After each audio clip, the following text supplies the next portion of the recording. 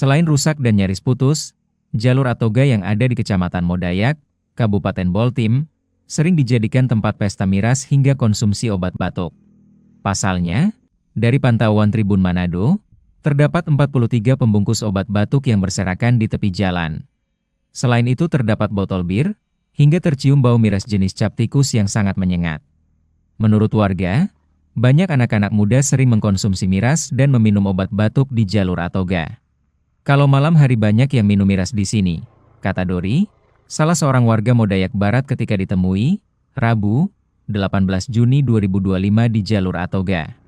Ia mengatakan, anak-anak muda ini juga sering mengkonsumsi obat batuk dalam jumlah yang banyak. Karena mereka sering pakai obat batuk untuk mabuk, ucapnya. Makanya banyak yang konsumsi hingga puluhan bungkus, katanya. Hal senada dikatakan Fitra Datundugon, warga lainnya. Menurutnya, jalur Atoga sangat gelap di malam hari. Karena gelap, banyak anak-anak muda sering pesta miras di sini, dan sama sekali tak diciduk polisi, ucapnya. Ayah satu anak ini berharap ada tindakan nyata dari kepolisian kepada para penjual obat batuk dan miras di Boltim. Harus ada efek jerahnya, jangan hanya pelaku yang ditindak, tapi penjual juga harus ditertibkan, tandas dia.